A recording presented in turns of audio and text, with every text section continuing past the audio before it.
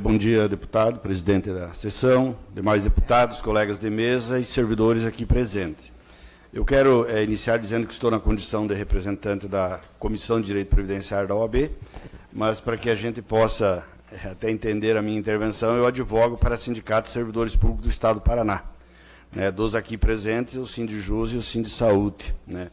E a gente acompanha esse debate da Previdência há bastante tempo, e eu quero começar exatamente por aí a minha intervenção. Nós temos no Brasil hoje todos os estados, a União, e apenas 2.100 municípios eles têm regimes próprios de previdência. E não é só no Paraná Previdência que têm ocorrido ataques aos regimes próprios de previdência.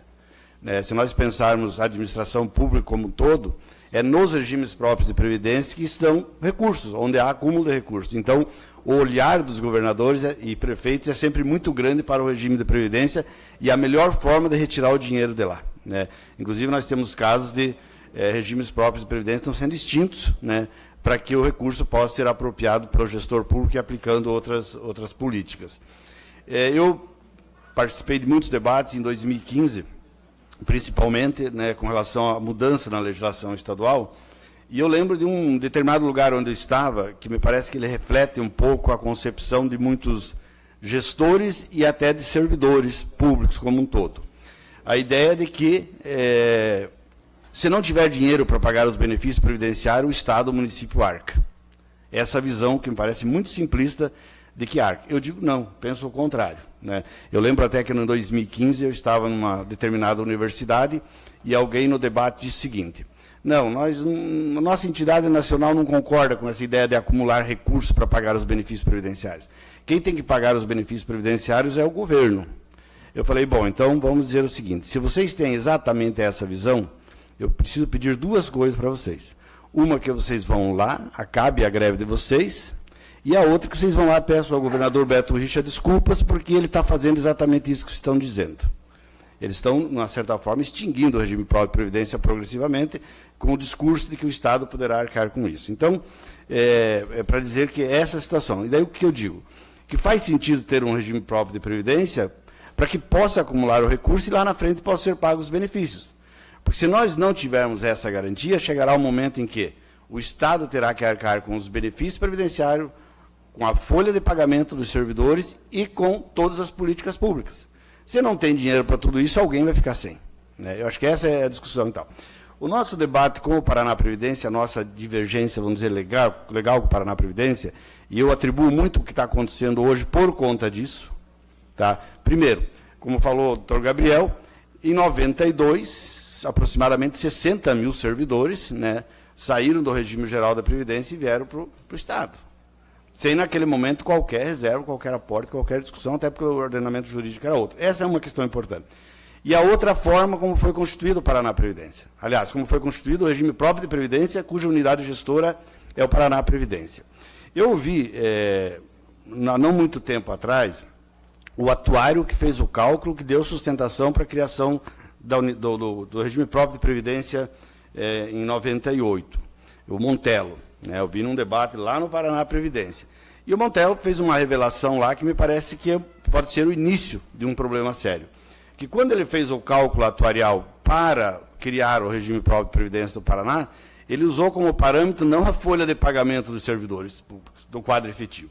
Ele usou como referência a folha de pagamento da Copel, que não tem nada a ver com o regime próprio de previdência, eles são vinculados ao regime geral, eles têm fundo complementar, e não tem nada a ver com o regime próprio de previdência. Então, me parece que o problema começa por ali. Outra questão que a gente... outra questão importante do Paraná Previdência, desde o começo, nós sustentamos, embora a Lei Federal 10.817 tenha dito isso lá em 2004, e daí o Estado não fez, que a gestão do regime próprio de previdência, ele tem que ser feito por aqueles que são os mais interessados no regime próprio de previdência. O que significa? Significa que seus conselhos, seja administrativo, seja fiscal, a lei garanta aquilo que a Lei Federal 10.817, a efetiva participação dos servidores na gestão, servidores do quadro próprio, porque são pessoas, eu vejo aqui vários do quadro próprio, são pessoas que, se cometerem algum delito, vamos dizer, eles sabem onde serem encontrados. Eles sabem onde serem encontrados. Portanto, é fundamental que essas pessoas estejam participando. Então, já naquele momento lá, a composição do Conselho Fiscal e Conselho de Administração totalmente desequilibrado, né, com a representação de um servidor ativo na prática, um aposentado, e mais, né, uma situação e tal, e majoritariamente indicados pelo governo. A presidência indicada pelo governo, todas as diretorias indicadas pelo governo. Existia uma previsão que o diretor jurídico e o diretor previdenciário da Paraná Previdência deveria ser ocupado por servidor de carreira.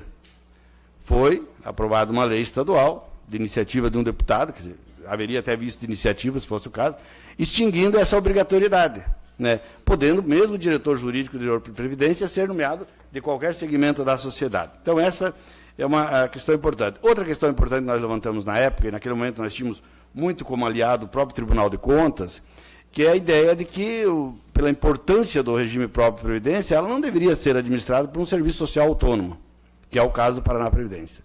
Nós defendimos que o regime próprio de previdência do Paraná, quando eu falo nós defendimos, quem estava pensando no regime de previdência por fora da administração, nós defendíamos que fosse uma autarquia, né, com todas as regras do direito público a ela aplicado, mas não foi isso, né, não foi isso. E, em consequência disso, eu tenho entendimento que, por não ser uma autarquia, por ser de serviço social autônomo, por todas as características do modelo de gestão, o Paraná Previdência não tem nenhuma autonomia em relação ao governo. Embora ele possa judicializar, inclusive, contra o governo, mas eu já ouvi de um presidente que ele falou que não faria isso, porque se ele fizesse isso, no outro dia ele não era mais presidente do Paraná Previdência. Então, essa é a discussão importantíssima, que o regime de previdência tivesse essa autonomia em relação ao governo, de poder o seu presidente, seus diretores, fazerem aquilo que for necessário para preservar o regime. Eu participei de uma discussão no Paraná Previdência, durante a discussão que resultou na fatídica Lei 18.469, e o diretor de Previdência falou que ele não tinha sido consultado a respeito do projeto de lei que vinha para a Assembleia. Ele falou, eu não sabia, eu estava lá na praia, me chamaram dizendo que estava indo um projeto para a Assembleia Legislativa, mudando a segregação de massa, que resultou na Lei 18.469. Então, essa é uma questão importante. Outras questões que nos preocupam é a fragilidade da técnica legislativa com relação ao regime próprio de previdência. O doutor Gabriel já mencionou, mas, por exemplo, lá em 98, quando está elaborando a lei, já foi dito por técnicos que não podia ter uma alíquota diferenciada de 10% e 14%, que não podia. E foi o que resultou depois em decisões judiciais, onde ninguém passou a pagar 14%, todos pagando 10%. E outras situações. Outra questão importante. Foi instituída a contribuição previdenciária dos aposentados, como dito aqui, e o governo entendeu que não deveria fazer a sua contrapartida. A lei federal, é verdade que a lei federal 9717 diz que não é obrigatório. Não diz nada que é obrigatório. Mas é verdade que a lei estadual fixou isso. Fixou isso. É importante lembrar isso por quê? Porque mesmo antes dessa discussão agora, o Sindicato dos Servidores da Saúde do Estado entrou com uma ação judicial como substituto processual dos servidores, para que o judiciário determinasse a obrigatoriedade do Estado fazer a sua contrapartida. De fazer a sua contrapartida. Agora, o que acontece? Agora, o Estado judicializa para se libertar, quer dizer, se desonerar da contribuição da contrapartida e mais, que eles colocaram na lei, e pedindo a restituição de todos os valores que foram feitos o repasse para lá. Então, é muito importante a gente ter claro isso. Outra questão importante. É necessário a gente dizer o seguinte, quando eu falo em fragilidade legislativa, nós sabemos como foi aprovada a Lei 18.469, como já dito aqui, sob bombas, cachorros, gás lacrimogêneo, helicópteros girando por toda a região ali, mas essa lei ela está sob júdice. Há duas ações diretas de constitucionalidade no Supremo Tribunal Federal. Logo que ela foi aprovada, né, o Ministério Público de Contas propôs uma medida cautelar, e daí o Tribunal de Contas não entendeu que não havia legitimidade, mas hoje o Ministério Público de Contas, por exemplo, ele atua como amicus curiae, né, numa das ADINs no Supremo Tribunal Federal. Assim como o Núcleo de Práticas Jurídicas da Universidade Federal do Paraná também está atuando nessas ADINs. São duas ADINs que podem ser julgadas a qualquer momento e podem colocar em xeque tudo aquilo que foi aprovado lá em 2015, da forma como foi aprovado. Outras questões que me parece que a gente precisa ter a preocupação é que, já estou concluindo, deputado, é que o Estado do Paraná tem deixado de regulamentar algumas questões com relação a benefícios, ou tem desrespeitado aquilo que tem sido regulamentado, e isso tem levado a um intenso processo de judicialização por parte dos beneficiários do regime próprio de previdência, que lá na frente gerará outro passivo para o regime próprio de previdência.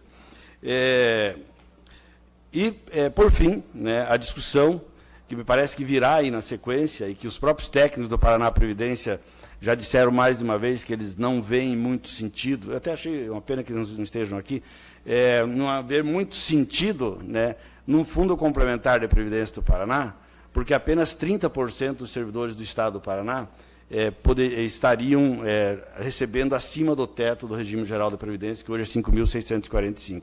Então, portanto, inicialmente, apenas 30% se enquadrariam no novo modelo, se fosse considerar hoje. Sabemos nós que é para os próximos, né? Mas por que eu levanto essa questão? Porque eu acompanhei recentemente a criação de um fundo complementar na capital do Paraná. Foi criado o fundo complementar, a lei aprovada nos mesmos moldes que foi aprovada em 18.469, né? A diferença é que aquela foi aprovada aqui, a outra foi na Ópera de Arame, mas no mesmo modelo, com balas e gás lacrimogêneo, helicóptero, tudo igualzinho, né? Tá, tudo igualzinho. Mas daí por que eu estou falando isso? Porque nessa lei, doutor Gabriel, nessa lei, e ela coloca a obrigatoriedade para os novos servidores, mas ela cria um dispositivo lá, facultando os atuais servidores que migrem para o regime de complementar. E facultando aos servidores, mesmo aqueles que ganham menos do que o teto, e lá a grande maioria ganha menos do que o teto, que eles possam estar nesse fundo complementar de previdência sob o argumento de que farão poupança previdenciária. Então, me parece que é preciso a gente ficar atento, os servidores que estão aqui, porque eu sempre falo assim, essas coisas elas vêm por WhatsApp, né? Você faz em um lugar, começa a aparecer no outro e assim sucessivamente. Então, eu acredito que essa discussão, já tem aquela lei aprovada, questionável, né, porque é uma lei ordinária, deveria ser lei complementar, mas eu acredito que essa discussão de fundo complementar, tentando abranger inclusive os atuais servidores, por essa forma chamativa, fazendo uma propaganda dizendo que vão ganhar mais do que se tivesse o regime próprio de previdência, é importante isso.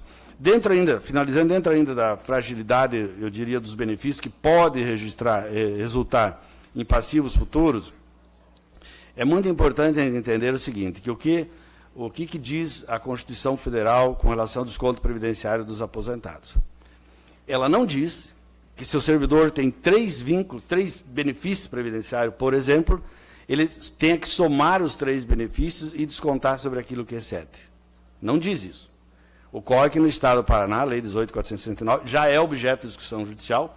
Se uma professora tem uma aposentadoria como professora e tem uma pensão de outro professor e tem uma aposentadoria lá como servidor da saúde, por exemplo, que poderia acumular o cargo. Hoje, o que o Estado tem feito, ele soma os 3 benefícios para atingir os 5.645 e aplica o desconto previdenciário sobre esses servidores. Então, isso já está sendo judicializado, existem boas perspectivas, e isso vai gerar passivo para o Estado lá na sequência, como gerou toda a discussão do 10 e do 14, né? Nós temos hoje gente executando a questão dos 10% e dos 14%, nós temos gente executando o desconto previdenciário indevido feito dos aposentados antes de 2003. Então, me parece que nós precisamos aprofundar muito esse debate e, terminando da forma como eu comecei, na estrutura da administração pública, onde há recursos acumulados, é na Previdência. E os gestores públicos estão todos de olho nesse dinheiro, né, e não é só aqui. E, por outro lado, né, quando eu falei da questão da gestão, nós temos boas experiências de administração de regimes próprios de Previdência. Vou dar um exemplo aqui, né, Nós temos o regime próprio de Previdência dos servidores do município de Araucária, cuja gestão é feita por servidores eleitos diretamente, né, os servidores elegem diretamente seus integrantes do conselho, e os conselheiros são gestores do regime próprio de Previdência. Esse fundo de Previdência é o 5º mais saudável do país, tá? Dados do Ministério da Previdência. Então, por isso que eu digo, passa muito pelo modelo de gestão. Eu acredito muito no controle da Assembleia Legislativa e do Tribunal de Contas, mas eu compreendo também os limites que eles têm. Tá? Eu entendo que o controle efetivamente tem que se dar pela sociedade, pelos servidores públicos, pelos aposentados, pensionistas, pelos beneficiários. Então, obrigado pela oportunidade. Bom trabalho.